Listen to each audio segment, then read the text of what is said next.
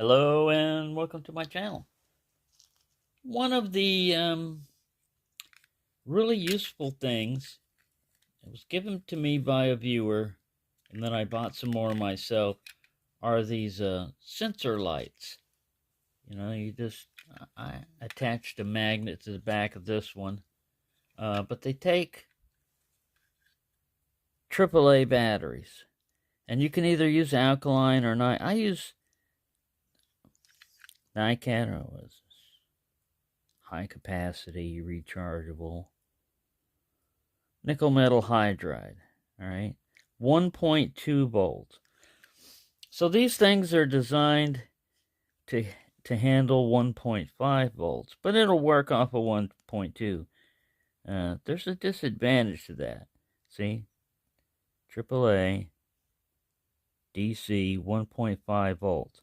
If you look at them, plus goes to minus, minus goes to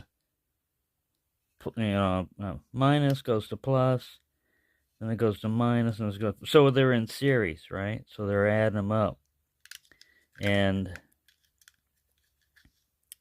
3 times 1.5 is 3.5 volts, right? Close enough to 3.7, right? So my thought was, take this apart, look at the circuitry. Here's what we see: plus, minus, the little circuitry, right? Now, the problem with nickel metal hydride or alkaline type batteries, alkalines are, even in the cheap ones, they're expensive. You throw them away. These you can recharge quite a few times. With these little sensors, they're not always on and everything, but even with them just coming on with the area that has a lot of traffic, like the sink, whenever this one's coming off the sink, wherever Shadow drinks his water, it comes on. It'll turn off, after like 20 seconds there's no motion, but there's still motion, it'll stay on. They last about a week before they start losing their charge with these. And so then I have to take them out, and they take a while to charge up in the charger too, because it's a little small one, so you can't run up a lot of amps. So it's usually a quarter of an amp they usually run at 250 milliamps, and it'll take hours, for them to charge up, but I mean, they'll get done. So it's kind of inconvenient. Well, one of the things I keep finding around is vape pens, disposable vape pens or disposable vapes and everything. You got to be careful with those because a lot of that stuff leaks and everything. But what I do is I salvage the battery because it is 3.7 volts, 320 milliamp hours. It's lithium ion, but the advantage to this is, now you don't want to cross these leads or anything. Plus is usually red, but if you're ever confused, you can just look down here and see this little plus sign. I'm sorry, I'm trying to get that. Plus is over here, minus over here. Red and black. So we touch them red. It's DC, it ain't gonna hurt me. I'm just making sure I got a good contact. Contact. I think this thing's charged up. Let me make sure. And there's the minus. Oh, it's not coming on because of this light. If it has a built-in light sensor thing to it. Let me turn the light off. There we go.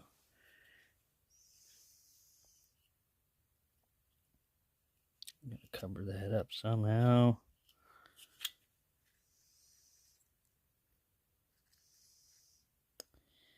Believe me, it works. I've done it. I haven't done it in front of the camera. Are we getting true confessions here? No, I'm talking about this. Anyway, let me sit down. I'm doing this hovering. Let me pause this. All right, I just jammed the red lead down there. You see that? And I touch this. It works fine.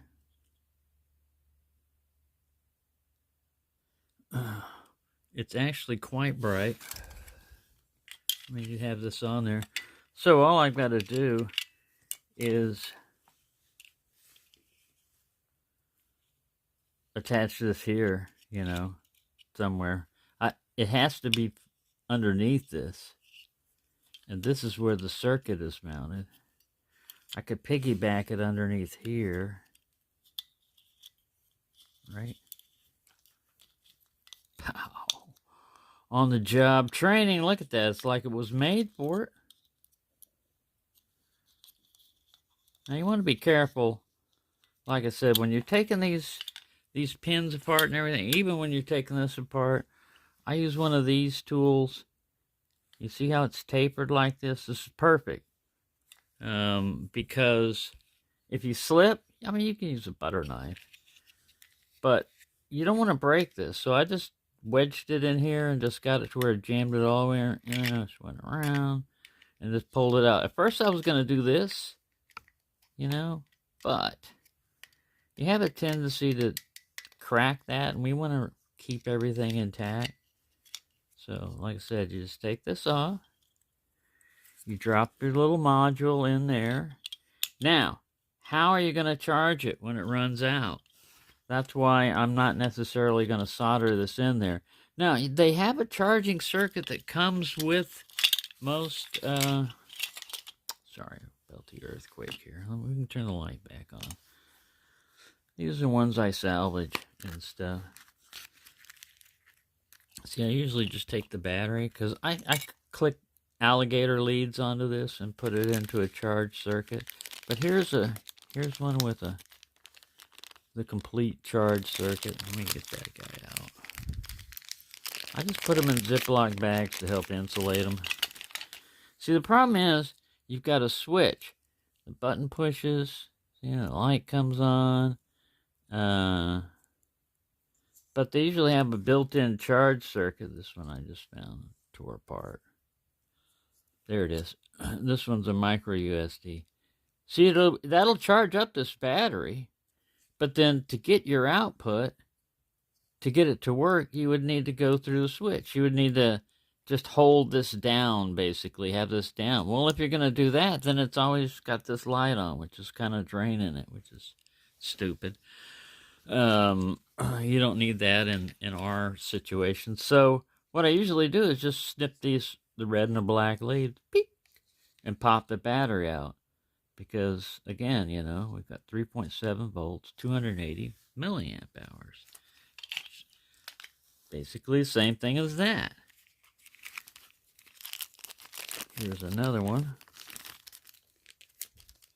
And you find these thrown away. Yeah, it's basically free energy. All right, here's the charge circuit I was talking about. Now, the problem with using one of these is, you see this? Right?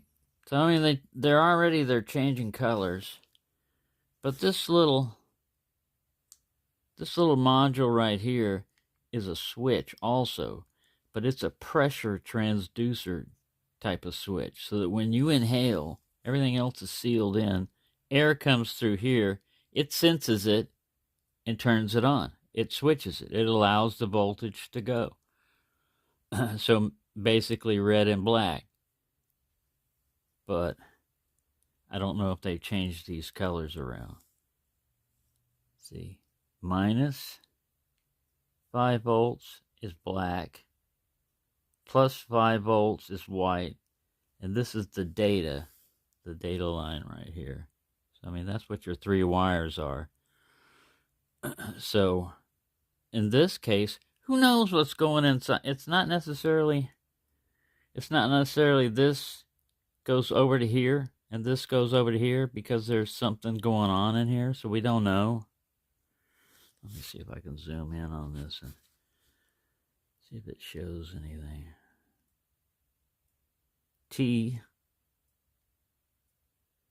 There's writings on here. We go macro.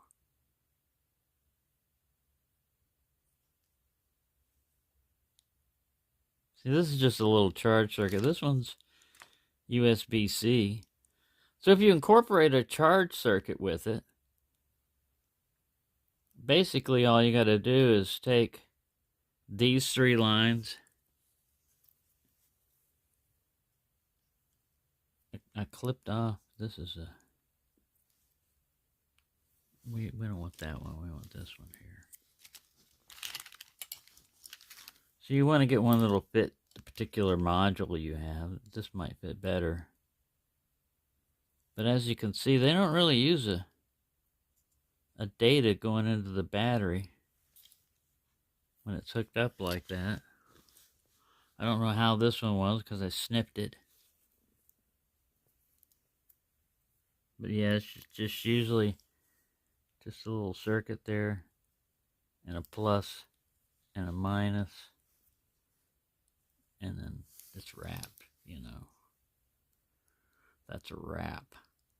So that's my thought. I would think that the data line is kind of like giving you feedback from the battery that it's full, but I guess it's going to sense voltage in here anyway. I'm not exactly sure what that one does, is what I'm trying to say.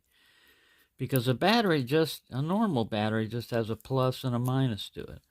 But a lithium battery, a lot of times you have these,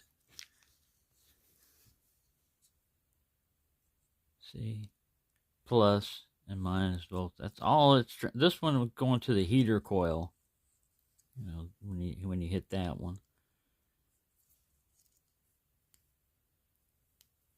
This is just to protect it while it's a little chippy. Now, this is your charge circuit. Just writing up here. So that's a TX version 1.2.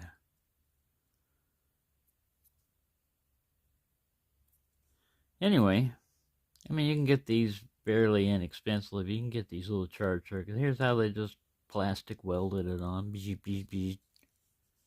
And I don't think there's a whole lot on the other side to look at. Yeah, there's a little buck driver or something in there. A little voltage stepper upper downer. But, yeah. So anyways, the main thing is, what I'll do is I'll just put it in there, and all I have to do is, let me get this unzoomed. All I have to do is put this in here, like this. Solder the leads to the appropriate place, minus to minus, plus to plus. And then from this side, I can just alligator clip, you know? I can just alligator clip when I need to charge it. Alligator jumper leads and run them into my charger, and boom, I charge it. And then I use this, which will probably last a lot longer than these guys piggyback, because when you put them in series,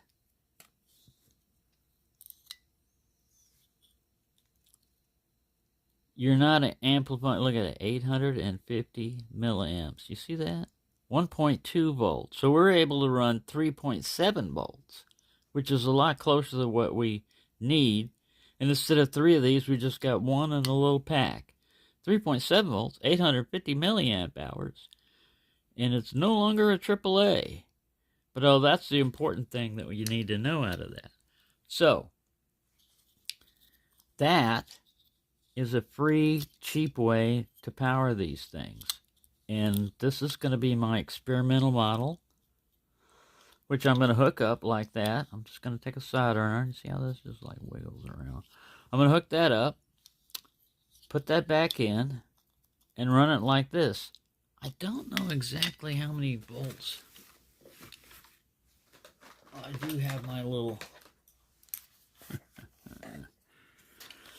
my little gaugey thing here. So we'll set it to 3.7 volt lithium cryon. I just want to measure this. How close we are to full, what kind of capacity charge this guy's got in it. So, negative to negative. Don't touch those leads! You're gonna kill yourself! No. Oh, you're supposed to say unalive, so you won't be censored. Alright, censor me, I don't care. This isn't easy to do. Either. With the camera on.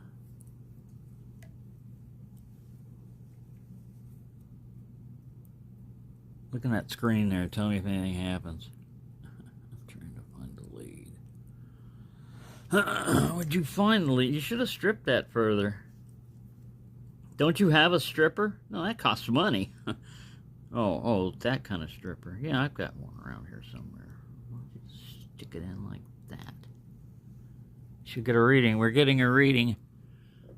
It turned itself off. It says, hey, you're goofing around too long. Right? I don't know what happened over here. I think the battery's dead in this, or I just zapped it. Let's check. 1.5 volts.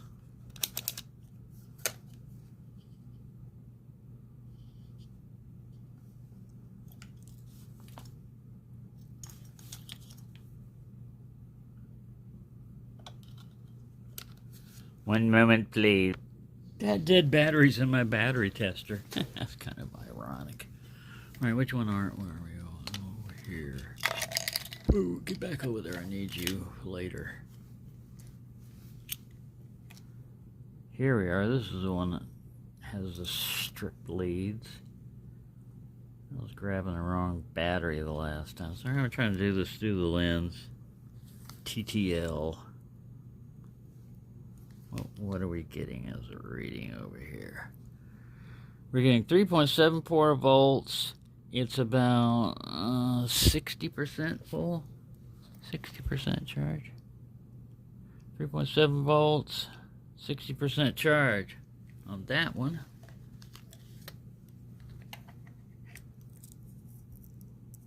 See if I can get this one in here. Test it. I haven't stripped the leads on this one. One moment, please. Got plenty of wire strippers lying around here, but not close enough. So what did I use? A knife. All right, let me get this other lead over here. Turn back on. Yeah, you should turn on when he hits voltage. He gets a reading.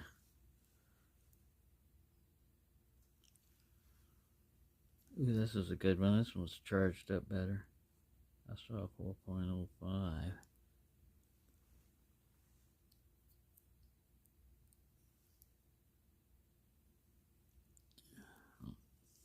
Sorry. I'll edit this. 4.05. 90%. That's what I saw. So I'll use this one. It's another. This is 320 milliamp hours. So we got even more capacity. And the same form factor. Let's see if it'll fit.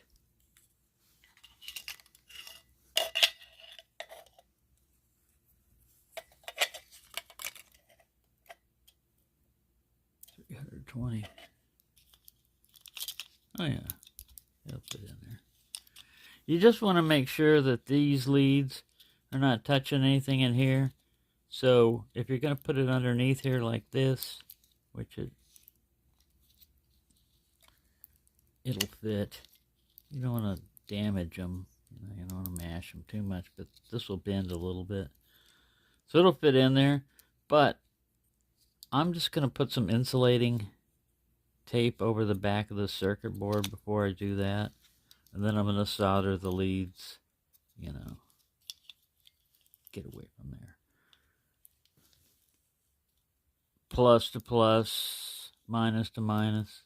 Keep these guys separated from each other until that happens.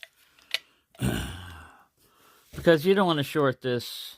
See, it's not used to having anything metal down there. It's just airspace. And if you start putting, you're going to short all these three leads together, whatever they're doing. You're going to short the power together. That would not be good. You'd have a feedback loop. See, it'd go in there, and then part of it would come back here to power the circuit, and also be resting on metal, and metal to metal. on lithium. So here's your, it would, yeah, short, basically. Fire, fire. So that's the thing. You got to be careful. You got to know what you're doing. You got to watch out. And just watching idiots like me on YouTube can be dangerous. But I'll let you know. I'm not going to lead you into danger. You can get there all by yourself. Believe me. All right, let me get this straightened out. All right, so I just wrapped the battery in some like electrical tape. And I'm not going to glue it in or anything like that. I don't think we'll need that. And then you just fit it in however you can. Like this. I think friction's going to hold it in.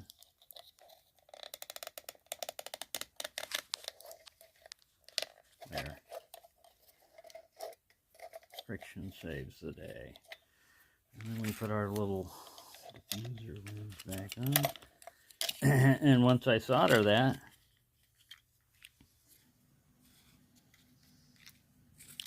to right there, then I can alligator clip here, and I'll just follow my, let's see, make sure that this is correct here. Sorry, I'm trying to get this to focus. Plus, yes. Minus, yes. See, there's a minus there and there's a plus there. So I'm going to parallel these wires. I just have to heat this wire up, get it to solder in, get that one to solder in, put it back together, and then when I need to recharge it, alligator clip here, alligator clip here, boom, recharged. All right, so let me solder that. I'll be right back. So there it is. The motion sensor, still works and everything.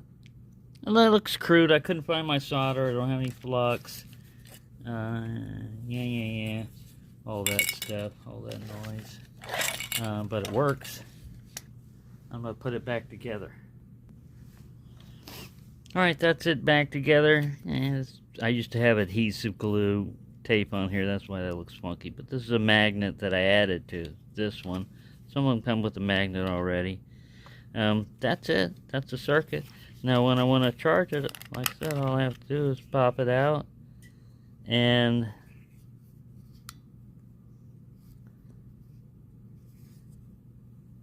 just remember where it's hooked up at.